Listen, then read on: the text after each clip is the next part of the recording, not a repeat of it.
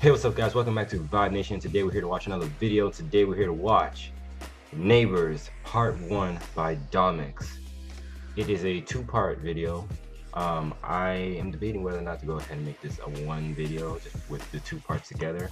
I think I might, and I will put the links down in the description for both parts if you want to check them both out. But please like, share, and subscribe to Domix. I'll put the link down to his channel. Please share his videos, give him a like rating. His videos are pretty nice. His videos kind of give like a sense of wonder and advice. So I really like his content. So let's go ahead and get into this in 3, 2, 1.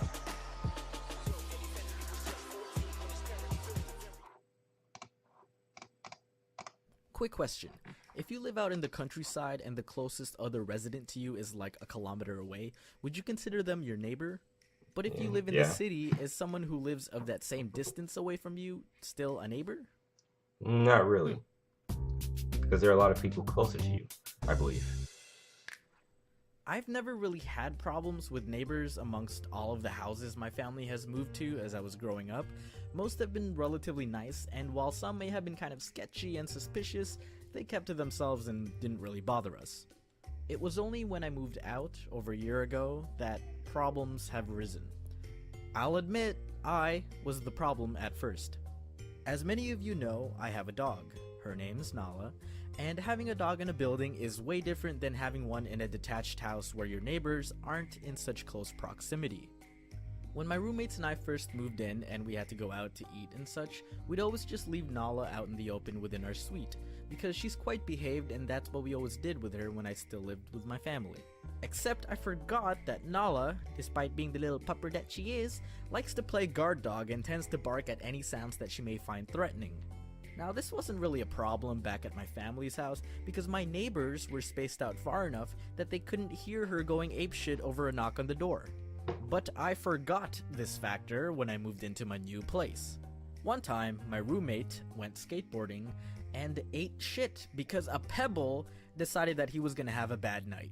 He went down a hill too fast, fell off of his board, and tore off a chunk of his chin.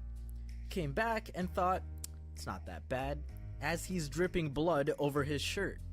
When I saw it, I immediately thought, dude, we gotta go to the hospital, that's gonna get infected for sure. Is it that bad? Let's say your face is ice cream. It's like someone took a spoon and scooped out a piece of you. We gotta go. In the rush, we left Nala behind as usual, and this was around 1 AM when most people are asleep. Oh no. He gets patched up at the hospital and we head back home. The next day, I get a call from the building manager to meet at her office. Ooh, Dom's in trouble. It was like being sent to the principal. I get there and she tells me the neighbors filed a noise complaint about my dog. Apparently, Nala was barking at the door for most of the duration that we were gone the previous night, which was about 2 hours. I guess someone called security to my unit, and when they came to my door and knocked, no one was there to answer and only triggered Nala to bark even louder.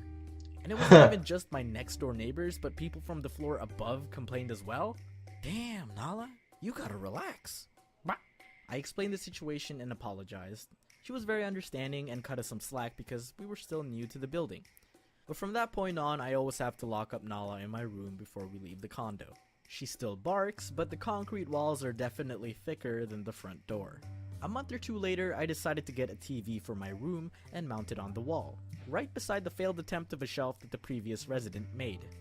I don't know if you guys have ever tried drilling into concrete, and I want to believe I was using the right tools because I trust the dude at Home Depot, but it was hard as dicks. The first time I attempted it, it was pretty late in the day. Okay, it wasn't even daytime, it was 9 PM. Now to a night owl, 9 PM is pretty much still like the middle of the day. I was aware that some people might be getting ready to head to bed, but I thought that maybe I can test out the drill and see if I can do it quick enough that my neighbors might not notice. Probably a dick move on my part because they totally did. I attempted it, and this is my best impression of a drill.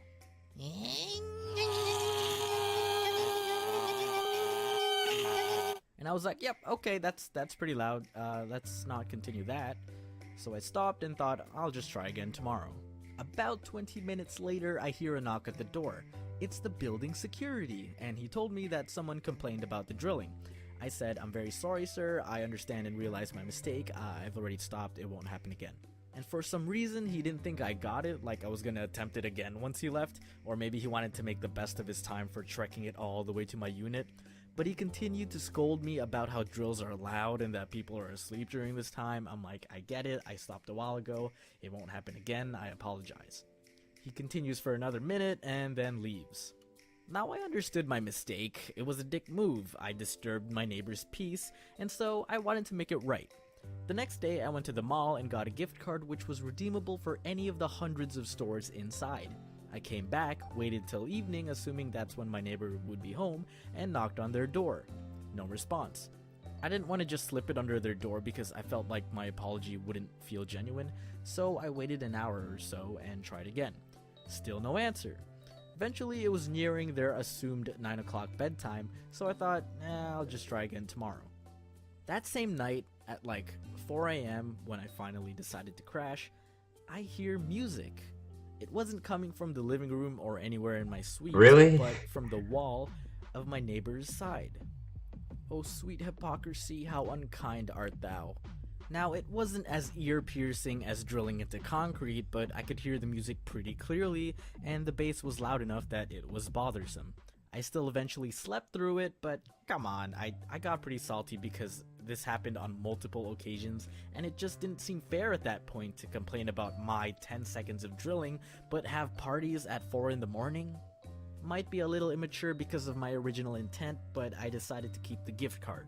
And to this day, it still sits on a shelf by the front door, ready to go in case I'm a bother again to my neighbors.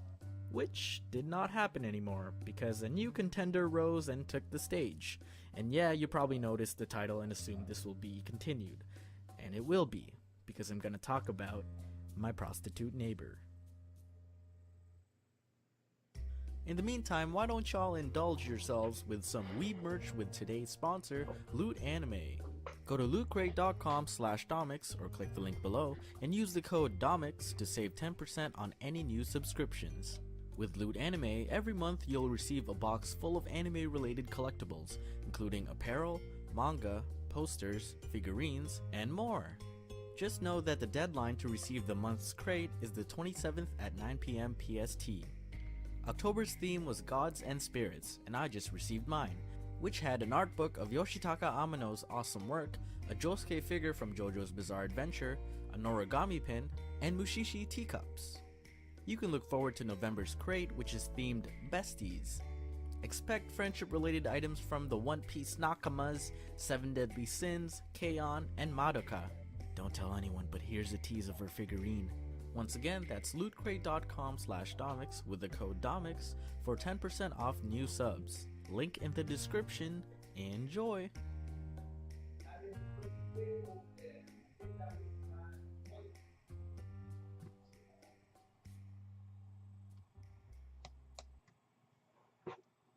Okay, guys, now we're going to go ahead and go on to part 2.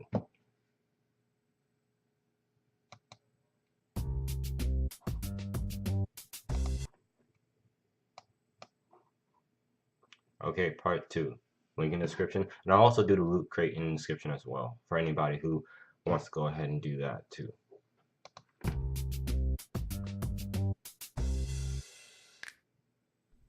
Okay, here's part 2. Every now and then we would get unexpected knocks at our door. Are we expecting guests? No. Are we expecting a package delivery? No. And door to door didn't seem like a common thing in our building because we were in a private condo complex. So as a newcomer to our home, I carelessly opened the door for those people. Hello? Yeah, hi, is this 2506? No, this is 2505. Oh, sorry.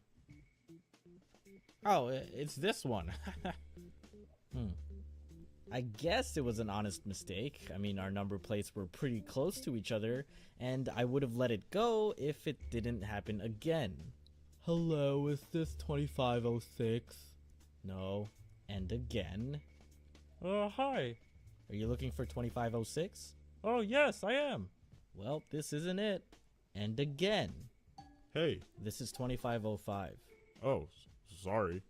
So at this point I thought, man, our neighbor must be pretty popular to be having this many guests this often, thought my naive mind. When I thought that maybe our number plates were just oriented badly, I realized I was giving these people too much credit. I mean, it's pretty obvious which one corresponds to which door. Like, if they thought this was mine, then what did they think this number was? Come on. How unusual was it for someone to continuously have guests, but not have any of them return for another visit? Because surely if they made the mistake of confusing the address once, they wouldn't do it again, right? Eventually, we stopped opening the door for these people. If we didn't recognize them, we continued to peek and observe. As we predicted, after knocking on our door and receiving no answer, they would realize their mistake and knock on the correct door. Or they would text or call someone on their phone while pacing back and forth in the hallway until, lo and behold, our very popular neighbor opens their door and reels them in. And they were always welcomed with something overly comforting, like, "Hey honey," or "Hey baby." Like, that's not how you greet normal guests. It started getting bad when some of them stopped knocking and just independently opened our door. One day we were changing the light bulbs in our living room, and the one time we forgot to lock the door, one of them literally walked in.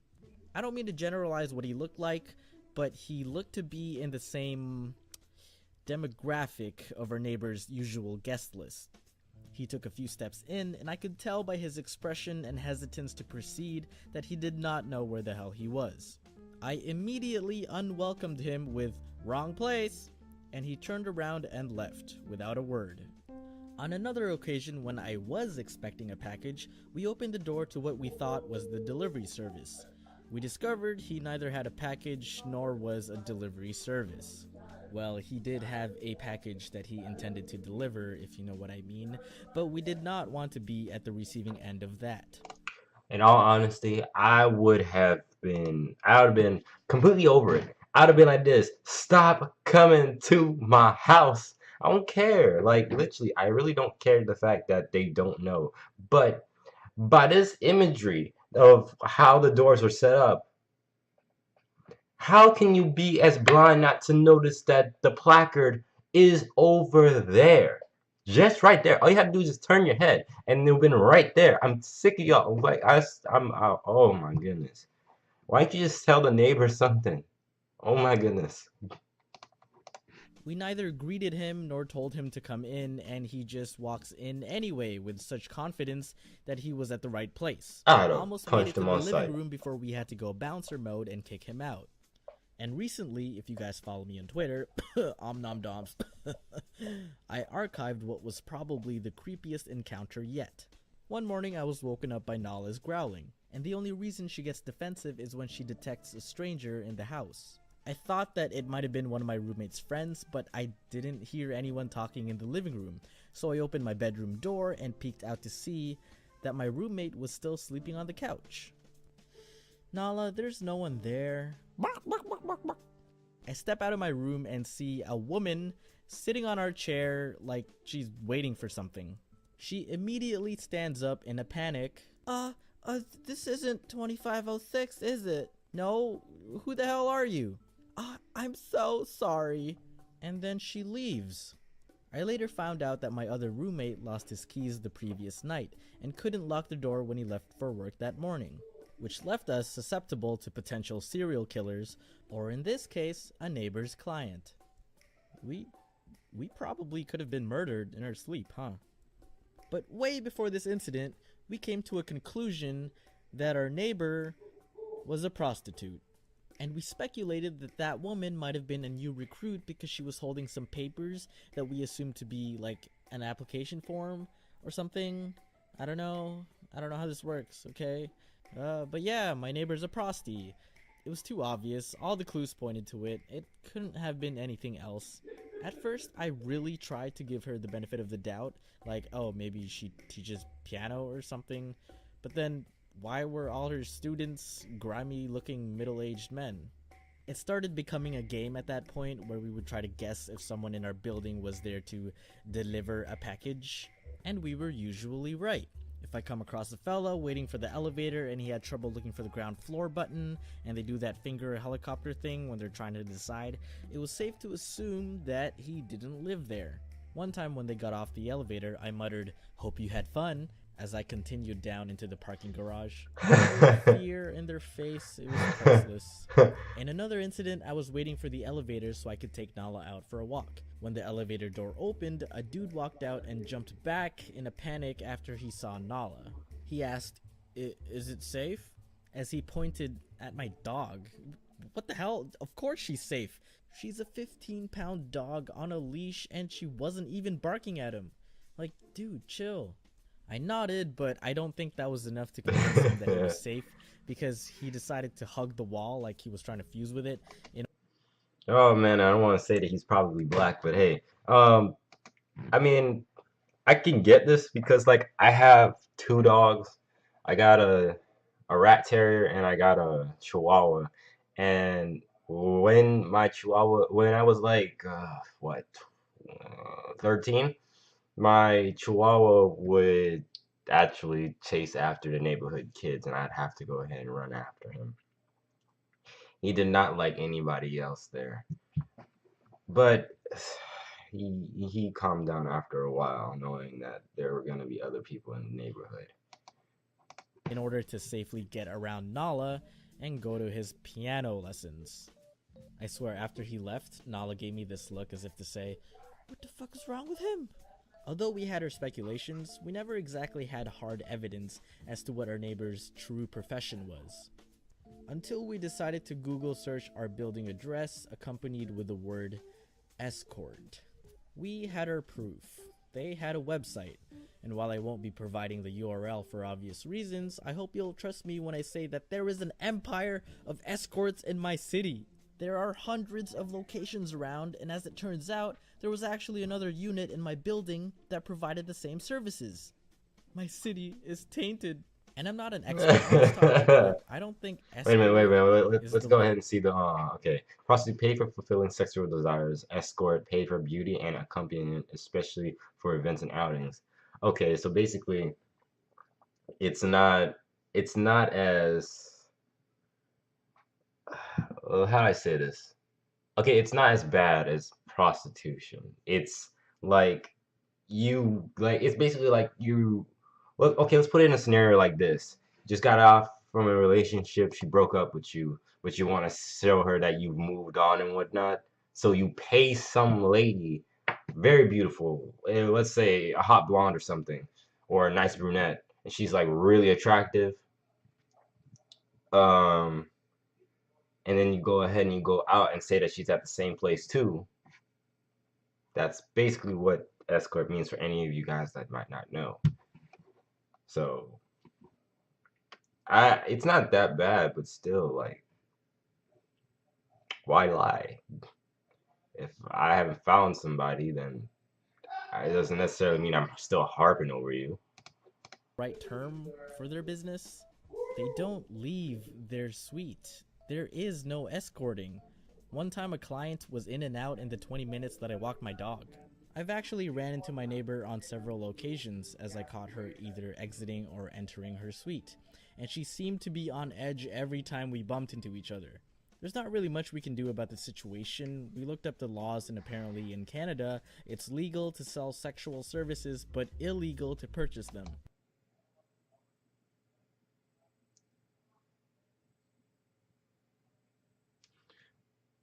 Wait a minute. So, somebody correct me if I'm wrong, but you're saying it's legal to sell. So basically, she can go ahead and sell you the stuff, but you can't go out and just say you want to make $50 or something. I don't know. That sounds kind of weird. Like you can't like they can sell it to you, but they can't buy it. I don't know. That's a weird concept. On the second half is the weird concept for me to get my mind around. I guess it made sense for the clients to be really cautious, which made things more entertaining when we messed with them. One time, my roommate was on his way back from work and caught a client waiting by the door. He pretended to be locked out and just sat down beside him to observe. Eventually, the client got too nervous and left.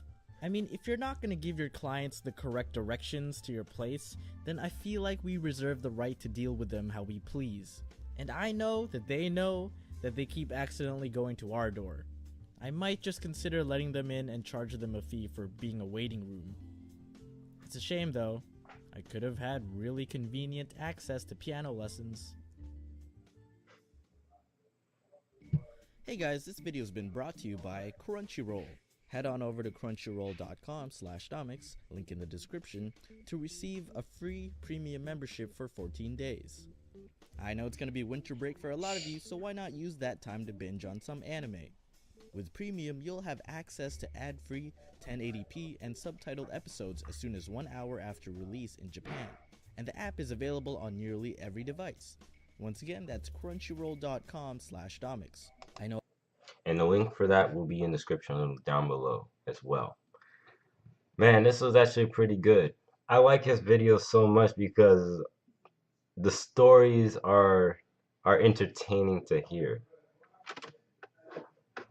So that has been Neighbors Part 1 and 2 by Domix. Link in the description down below. So please like, share, and subscribe to Domix, and I will see you guys later. Thanks for watching Vibe Nation. Don't forget to like, share, and subscribe. Let's grow the family here, and I will see you guys later.